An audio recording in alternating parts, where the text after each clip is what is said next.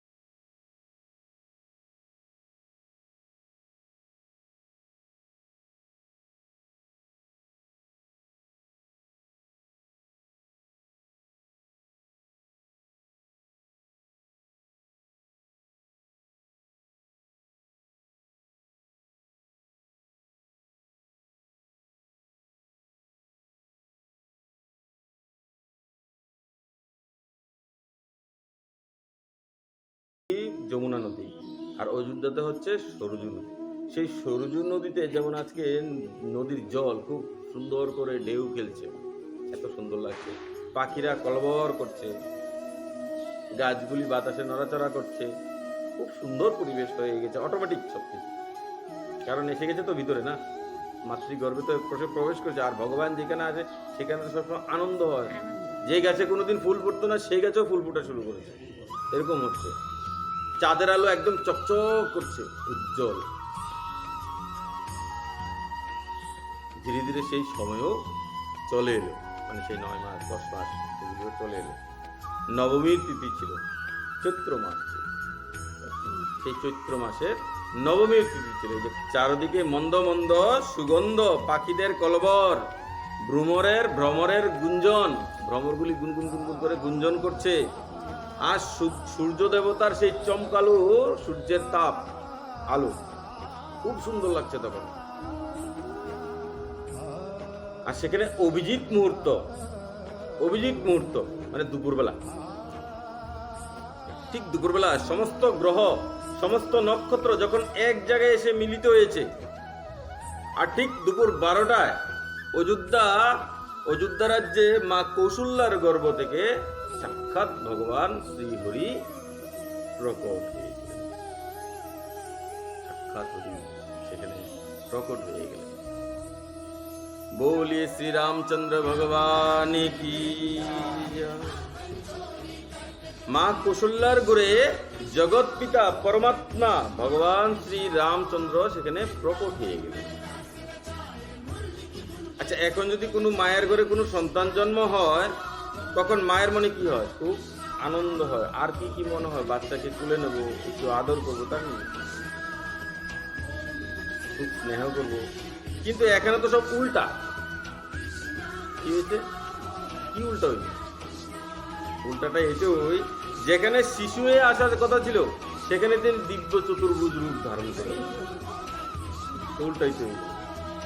সেই চতুর্ভুজ শঙ্খ চক্র গদা পদ্ম ধারণ করে একদম দিব্য পুরুষ দাঁড়িয়েছেন ভগবান। মাতা কৌশল্যা তো এই রূপ দেখে একদম অবাক হয়ে গেলেন। এই কি? মা বললেন, প্রভু আপনি এই রূপ নিয়ে এসেছেন। আমরা তো নিবেদন করেছিলাম আপনাকে বালক রূপে, শিশু রূপে পাবো বলে, আর আপনি এই রূপ নিয়ে এসেছেন। 4 হাতওয়ালা ছেলে কোনোদিন দেখেছেন? কোনোদিন হয়েছে সংসারে যে যার 4টি হাত থাকে? এরকম তো হয়নি। তা আপনি তো 4 হাত নিয়ে এসেছেন, তো মানুষ কি করে আনন্দ করবে আপনাকে নিয়ে? সেই শঙ্খ চক্র গদা পদ্ম এগুলি দিয়ে আমরা কি করবো? ভগবানকে বলছে মা কৌশল্যা, মাতৃস্নেহ। বলে তাহলে কি করবো মা? বলে প্রভু খুব শীঘ্রই কি বালক রূপে চলে এসে। আর মায়ের নিবেদনে প্রভু সঙ্গে সঙ্গে বালকের যে শিশুরূপ সেটা ধারণ করে ফেললেন। সঙ্গে সঙ্গে সেই চতুর্ভুজ রূপকে ত্যাগ করে তিনি বালক রূপে ধারণ করে ফেললেন। মা কৌশল্যাকে প্রভু শ্রী রামচন্দ্র নিবেদন করলেন, মা তাড়াতাড়ি দরজাটা খুলো, সবাই অপেক্ষায় আছে, সমস্ত অযোধ্যা অপেক্ষায় বসে আছে, কখন হবে তাড়াতাড়ি দরজাটা খুলো, কখন খুশির খবর পাবে, তাড়াতাড়ি দরজাটা খুলো। মা বললেন, প্রভু দরজা তো খুলবো, কিন্তু বালক মানে শিশু হলে তো খুলবো। বলে কি হয়েছে? শিশুই তো আছে। কখনো কি দেখেছেন যে শিশু হওয়ার পর শিশু প্যান্ট শার্ট পরে থাকে, মানে কাপড় চোপড় পরে থাকে, অলংকার পরে থাকে? তো বলে তাহলে আপনাকে এই কাপড় চোপড়গুলি খুলতে হবে, একদম উলঙ্গ হতে হবে, নির্বস্ত্র হতে হবে। বলে তা করতে হবে? বলে হ্যাঁ, সব কিছু করতে হবে। ঠিক আছে, তাহলে সে কাপড় চোপড়গুলিও খুলে ফেললেন ভগবান। আর খুলে বলছেন যে তাড়াতাড়ি এবার দরজা খোলো। সবাই তো অপেক্ষায় বসে আছে, চিৎকার করছে, আনন্দ করছে। যেই না খবর তখনই তো সবাই আনন্দ করবে। মাকে বলছে তাড়াতাড়ি খোলো। মা বলছে যে এই যে খুলবো, মানুষ তো বুঝতে হবে যে সন্তান শিশু জন্ম হয়েছে। আপনি তো খিলখিল করে হাসছেন আর কথা বলছেন। কোনোদিন কি এরকম হয়েছে যে শিশু জন্ম হওয়ার পরে কথা বলে না তো? তাহলে কি করতে হবে? আপনাকে তো রুদন করতে হবে, কান্না করতে হবে। বলে আচ্ছা শিশু হয়ে জন্মেছি তাই এত কিছু না, ঠিক আছে ঠিক আছে। আপনাকে এমন লাগছে না যে আপনি তো জন্ম হননি, প্রকট হয়েছেন? কেউ বিশ্বাস তো করবে না, কেউ আপনাকে আদর করতে আসবে না, কারণ আপনি ভগবান ভাববে সবাই, ভয়ে আপনাকে ধরবে না, কেউ তুলে নেবে না। সেই বাৎসল্য রূপ তো পাবেন না আপনি, সেই স্নেহ মমতা যার জন্য এসেছেন সেই স্নেহ তো পাবেন না। আর আমরাও তো আপনাকে সেই রকম আদর করতে পারবো না, মনের মধ্যে ভয় থাকবে। ভগবান বললেন ঠিক আছে, যেভাবে চাও সেভাবে। ভগবান সঙ্গে সঙ্গে একদম ছোট্ট বাচ্চাদের শিশু, একদিনের বাচ্চা, সেই রূপ ধারণ করলেন। আর রূপ ধারণ করার আগে মাকে বলছে যে তোমাকে আমি সবকিছু ভুলিয়ে দিচ্ছি। এই যোগমায়াকে বলেছে মাকে সবকিছু ভুলে দাও, না হলে তো মাও স্নেহ করবে না, নাকি করবে? মা যদি জেনে যায় যে আমার সন্তান ভগবান, মা কি তাকে কোনোদিনও আদর করবে? পারবে করতে? কোনোদিনও পারবে না।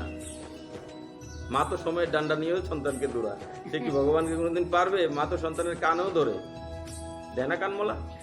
তো ভগবান হলে কি করে ধরবে? সেই মাতৃ স্নেহ থেকে তো ভগবান বঞ্চিত হয়ে যাবে। যেহেতু এসেছি তাহলে সমস্ত কিছু আদায় করেই ছাড়বো। তার জন্য ভগবান যোগমায়াকে আদেশ করলেন, যাও তুমি মাকে সব ভুলে দাও। আর মাও ভুলে গেলেন, আর সঙ্গে সঙ্গে ভগবান রুদন করা শুরু করলেন।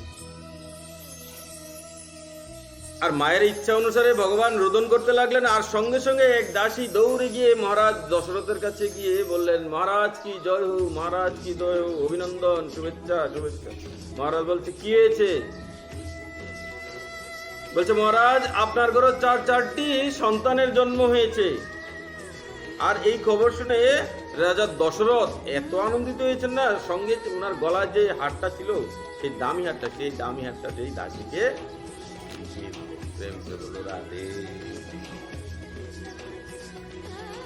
তস্বপি ভগবানেষু সাক্ষাৎ ব্রহ্মময়ো হরি অংশংশেন চতুর্ধা গত উত্তত্তং পার্থিত সুরয়েত রাম লক্ষণ ভরত শত্রুঘ্ন ইতি সংজ্ঞয়া।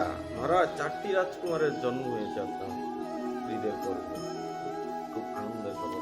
আর সবাই সঙ্গে সঙ্গে দৌড়ে এসে সেই বাচ্চাদের কি করলো দেখছে।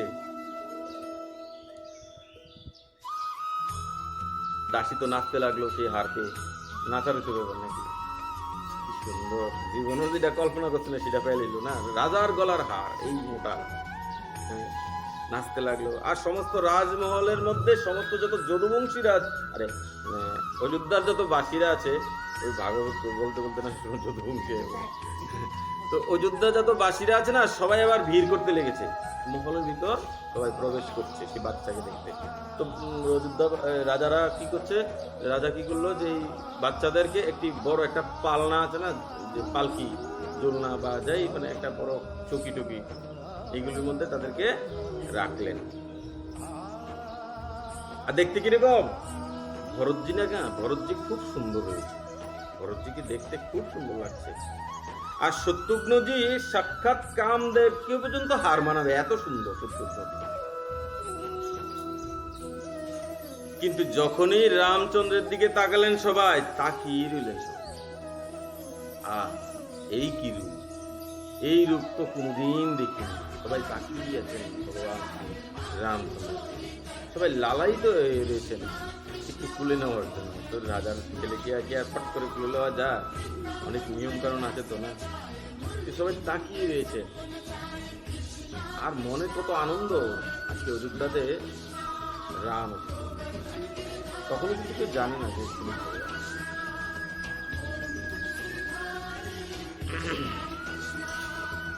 এত সুন্দরতা, এত সৌন্দর্যতা, এত সরলতা, এত সৌম্যতা আজ পর্যন্ত তারা কোনোদিনও দেখেনি।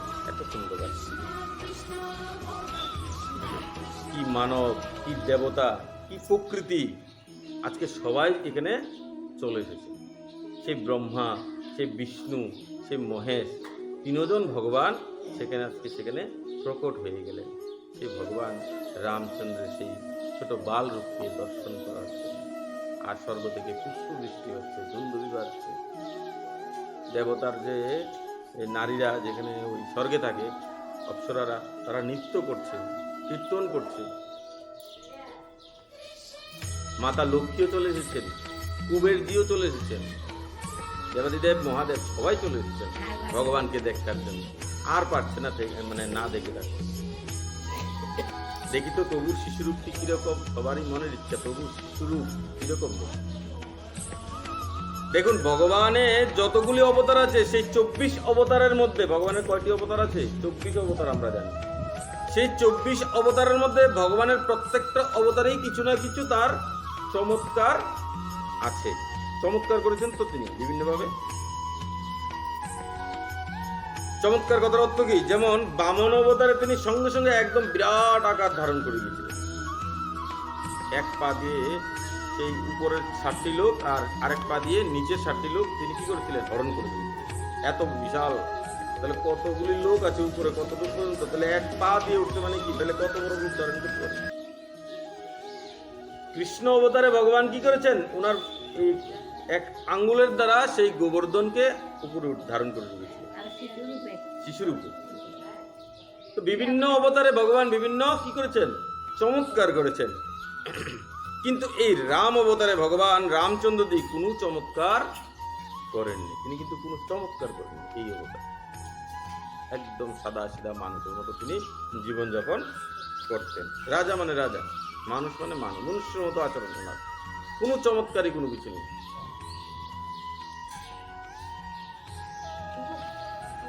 আর মানব হয়ে কি করেছেন? তিনি মানব জাতিকে শিখিয়ে গেছেন যে কিভাবে মানব জীবনকে পালন করতে হয়, কিভাবে মানব জীবনকে বাঁচতে হয়, এগুলি তিনি শিখিয়ে গেছেন মানব হয়ে।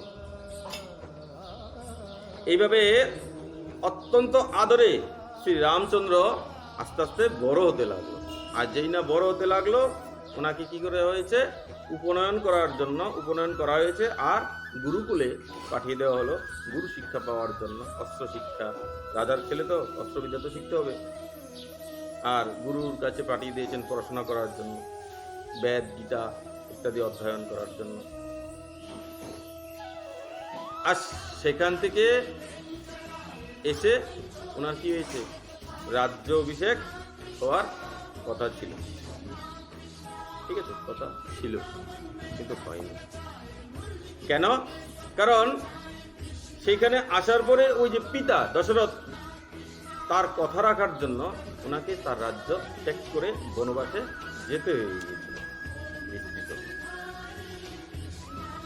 একসময় জনকপুরে সীতার স্বয়ংবর সভা চলছিল। জনকপুরে, সেই জনকপুরীতে সীতার স্বয়ংবর সভাতে শিবধনুষ, যে ভগবান শিবশঙ্কর যে ধনুষ দিয়েছিলেন, কাকে দিয়েছিলেন? সেই জনক রাজাকে বলেছিল কি, এই ধনুষ আমি তোমাকে প্রদান করলাম, আর এই ধনুষ যে নিজের হাতে একা উঠাতে পারবে, তুমি তার সঙ্গে এই কন্যার বিবাহ দেবে। এই কন্যা কিন্তু সাধারণ কন্যা নয়, মা সীতা। আর কেউ তার বর হওয়ার উপযুক্ত নয়। যে এটাকে মানে উপর দিকে উঠাতে পারবে, তাকে তুমি দিয়ে দেবে এই কন্যা। তো যথারীতি সীতা মা বড় হয়ে গেছেন, এখন বিবাহের দরকার। তো স্বয়ম্বর সভা, আর স্বয়ম্বর সভার মধ্যে দেশ বিদেশের বহুত রাজারা এসে, রাবণও এসেছিল সেই হরধনুকে উপরে উঠানোর জন্য, কিন্তু কারোর সেই শক্তি হয়নি। কিন্তু ভগবান শ্রী রামচন্দ্র সেই হরধনুকে একদম বাচ্চা শিশু যেরকম ছোট্ট একটা খেলনাকে একদম অবলীলা উপরে উঠিয়ে ফেলে, ঠিক এইভাবে উপরে উঠিয়ে একদম যেই না টঙ্কার মেরেছে, মানে টান দিয়েছে সেই রশিটার মধ্যে, আর সেই ধনুক দুই টুকরো হয়ে গেল, ভেঙে গেল। আর সেখানে সীতামাকে তিনি বিবাহ করলেন। তখন কিন্তু সঙ্গে মা বাপ কেউ ছিলেন না, শুধু উনি ছিলেন, আর ওনার ভাইরা ছিল, আর গুরু বশিষ্ঠ ছিলেন, আর কেউই ছিলেন না। মা সীতাকে বিবাহ করেছেন, তারপর বিবাহ করে অযোধ্যায় সীতামাকে নিয়ে এসেছিলেন। আর পথের মধ্যে পরশুরামের সঙ্গে দেখা হয়ে গেছে। সেই পরশুরাম যে নাকি 21 বার এই পৃথিবী থেকে ক্ষত্রিয়দের নির্বংশ করে দিয়েছিলেন।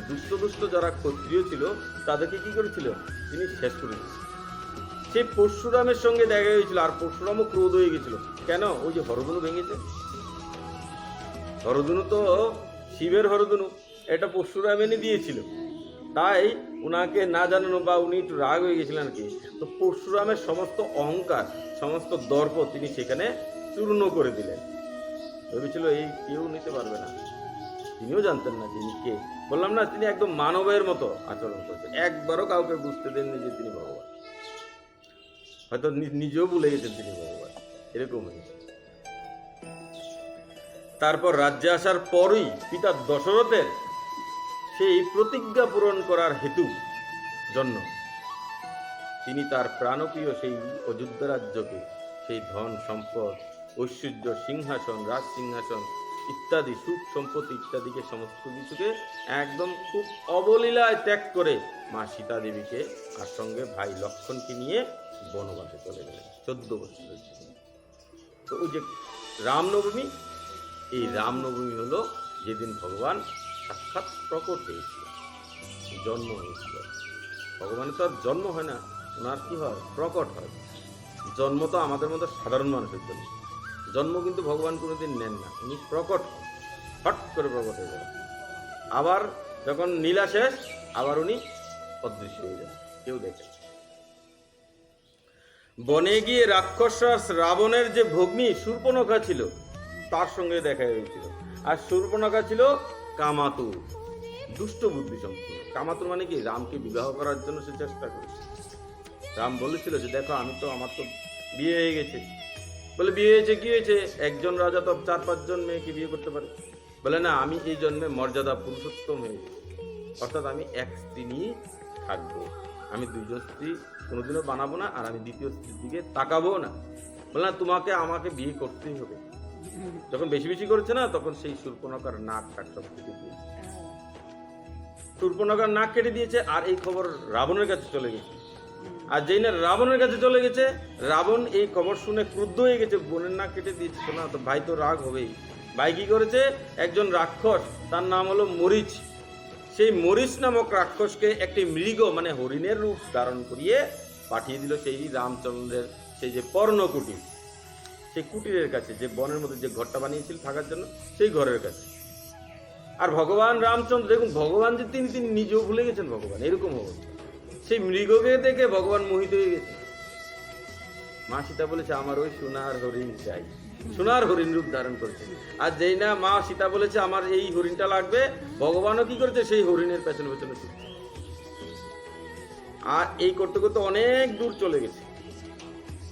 এই সময় সেই দুষ্ট রাবণ কি করেছে, ছদ্মবেশ ধারণ করে, এক সাধুর বেশ ধারণ করে চোরের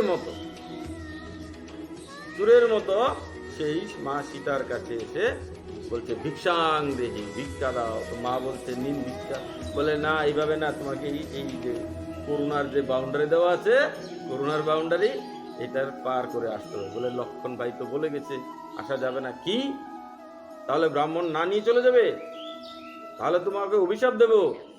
মা সীতা তো পড়ে গেছে ধর্ম সংকটে, কি করব এখন, করুণার লাইন পেরোবো নাকি অভিশাপ পাবো? এখন অভিশাপ যদি আমার স্বামীকে দিয়ে দেয় তাহলে তো মহা অপরাধ হয়ে যাবে। ঠিক আছে নিন।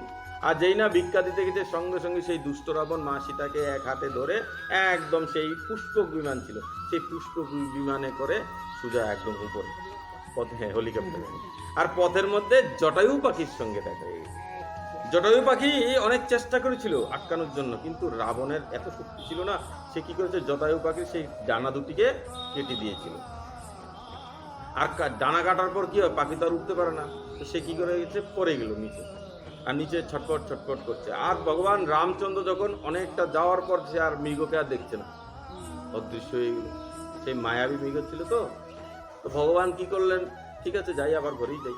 আবার যেই না কুটিরে ফিরে এলেন, এসে দেখছে সীতা মা নেই, চারদিকে চাল টাল ইত্যাদি ছড়িয়ে পড়ে আছে। ভগবান তো বুঝে গেলেন কিছু একটা অঘটন নিশ্চয়ই হয়েছে, না হলে এরকম হচ্ছে কেন। শীতে শীতে করে উনি কাঁদছেন, রোদন করছেন, প্রচন্ড কাঁদছেন, আর চারিদিকে পাগলের মতো ছুটাছুটি করছেন।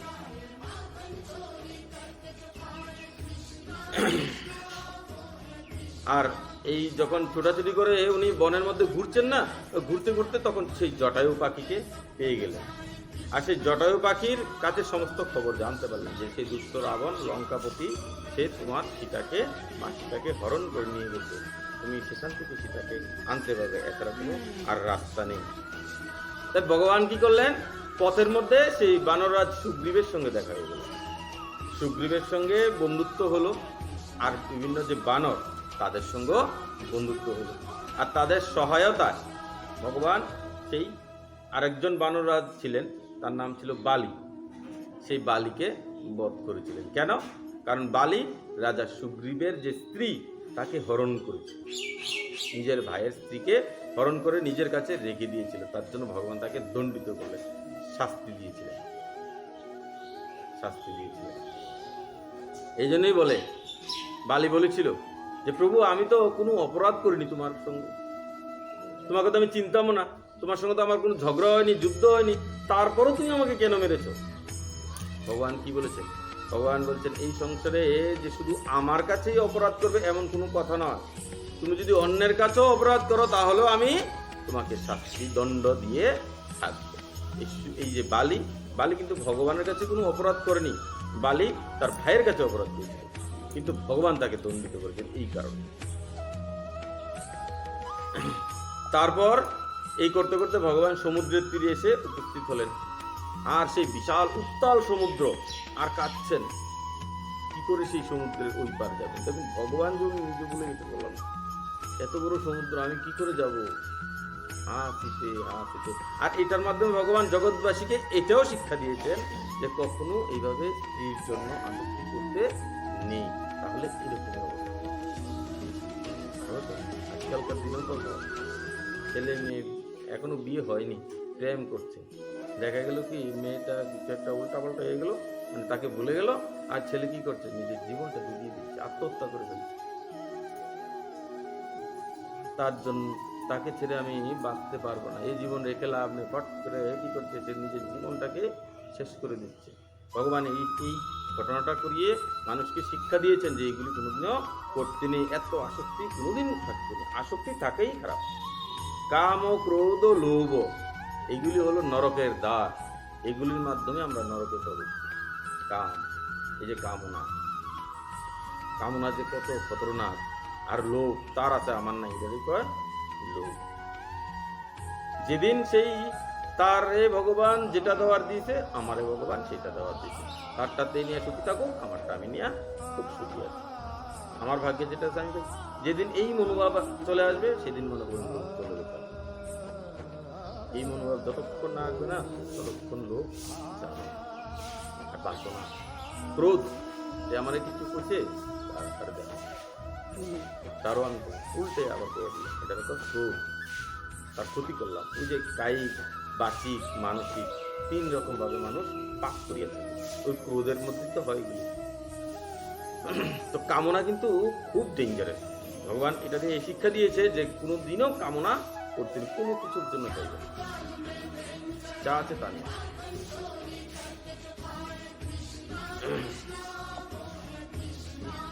আর ভগবান যখন কান্না করছে, সমুদ্রের নিজের জায়গায় আছে, আর ভাবছি কি সমুদ্রকে যদি শেষ করে দেওয়া যেত ভালো।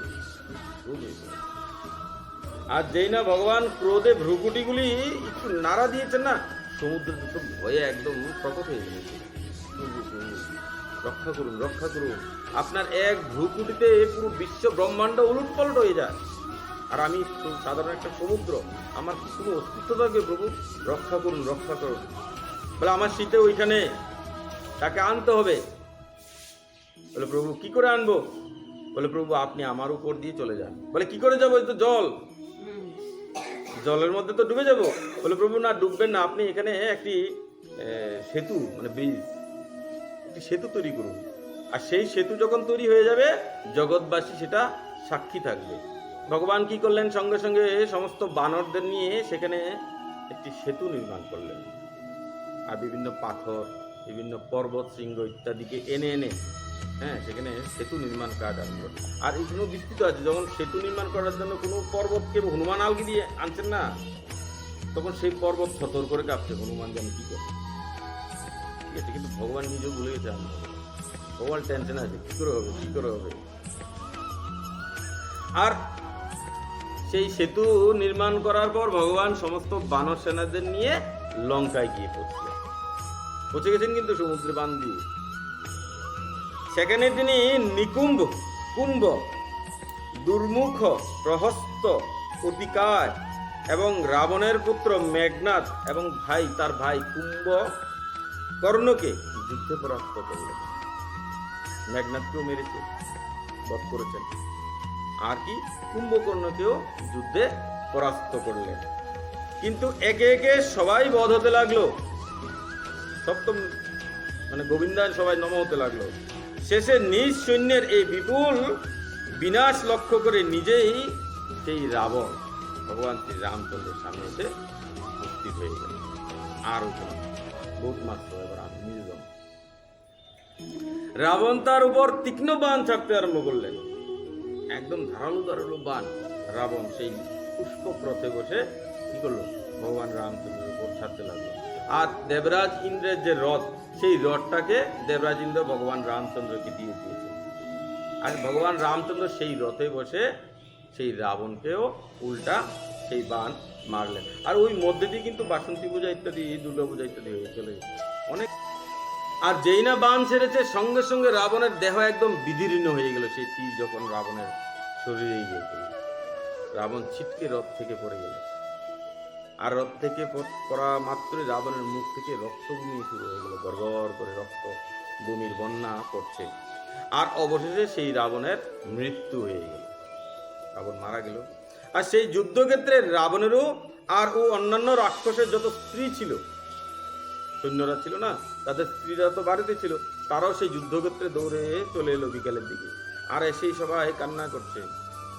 রাবণের স্ত্রী মন্দোদরী তো ছিল না, সেই মন্দোদরী চিৎকার করছে, হে নাথ, হে স্বামী, আজকে আপনার জন্যই আপনার এই অবস্থা হয়েছে। আপনাকে আমি বারবার না করেছিলাম, বারবার বলেছিলাম যে সীতা দেবী সাধারণ কোনো কন্যা নয়, সাধারণ কোনো মানে মহিলা নয়, আপনি তাকে ছেড়ে দিন, ছেড়ে দিন। আপনি কেন শুধু এই রামচন্দ্রের সঙ্গে যুদ্ধে যাচ্ছেন?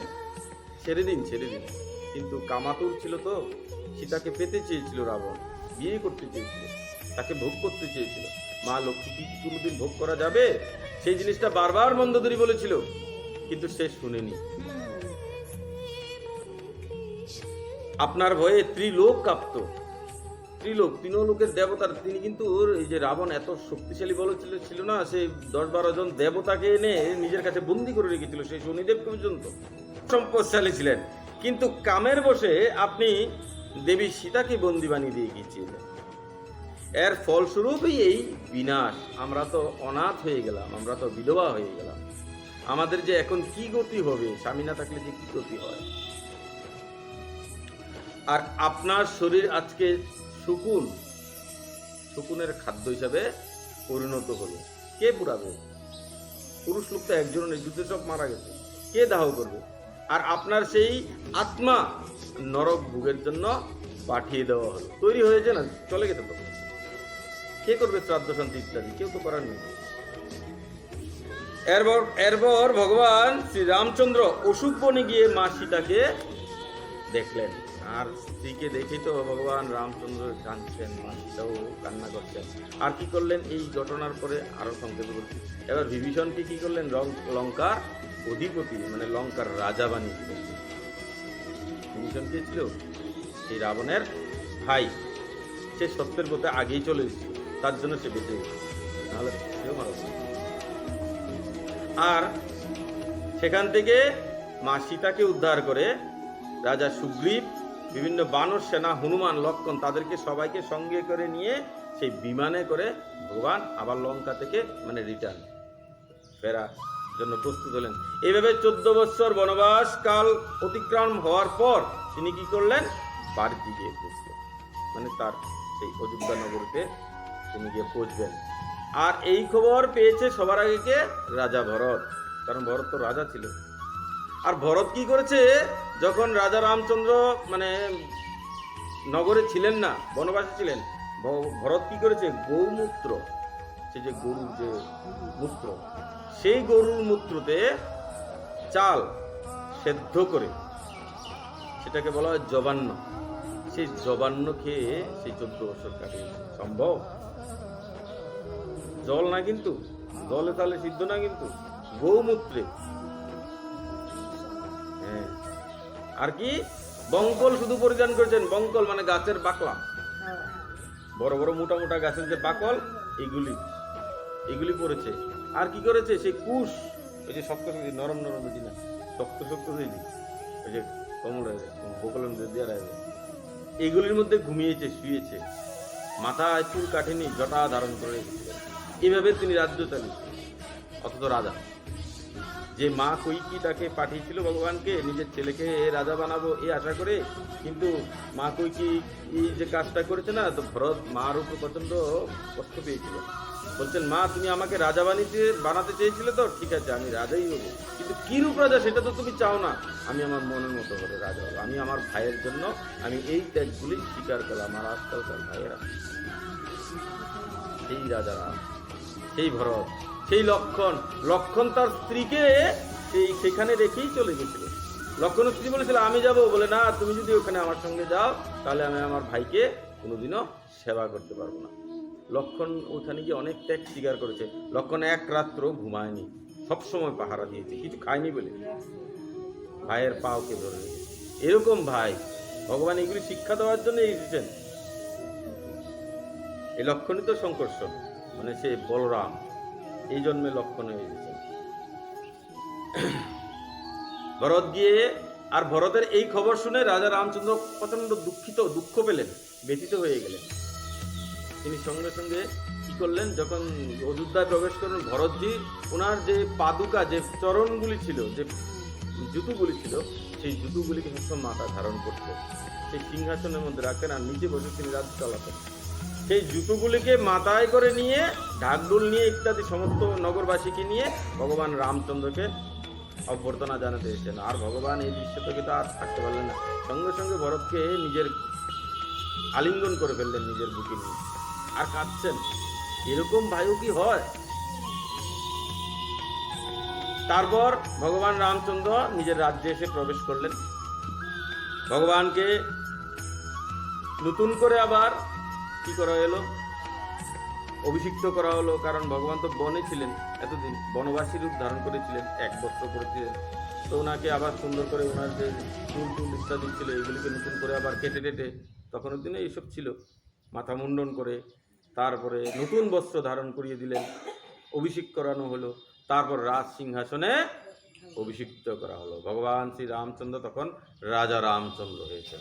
আর রাজা রামচন্দ্র হয়ে তিনি রাজ্য পরিচালনা করতে লাগলেন। আর রাজ্যের যত সমস্ত রাজ্যবাসী আছে তাদেরকে তিনি বয়স্কদের নিজের বাবার মতো ভাবতেন, বয়স্ক মাদের তিনি মায়ের মতো স্নেহ করতেন, সন্তানদের ছোট ছোট ওনার থেকে বয়সে যেগুলি ছিল ছোট তাদেরকে তিনি কি করতেন, নিজের পুত্র, নিজের কন্যা, বোন, ভাই, এরকম নজরে তিনি দেখতেন। রাম রাজত্ব খুব সুন্দর ছিল।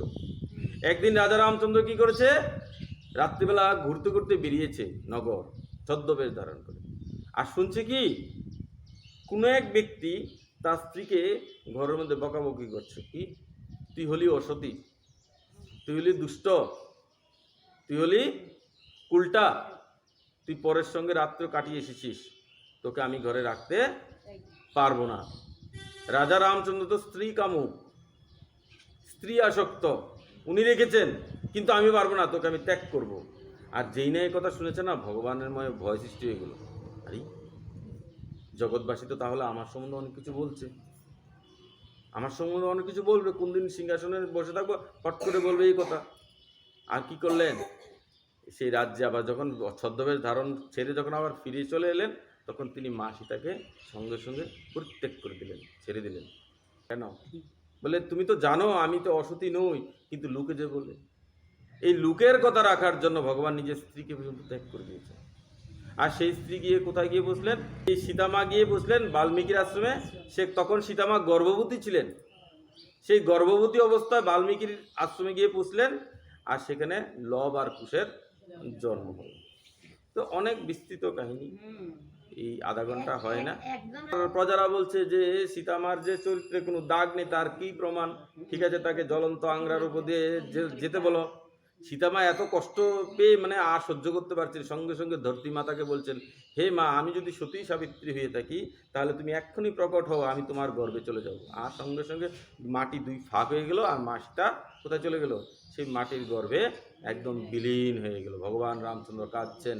আর এই শোক করতে করতে করতে করতে দীর্ঘদিন যখন চলে গেছে, তখন ভগবান ভাবছে কি, যে আমার আর এখানে থেকে কোনো লাভ নেই। তখন তিনি সরযূ নদীর মধ্যে গিয়ে যেই না স্নান করতে গেলেন সবাইকে নিয়ে, সবাই বলছে আমরাও চলে যাব।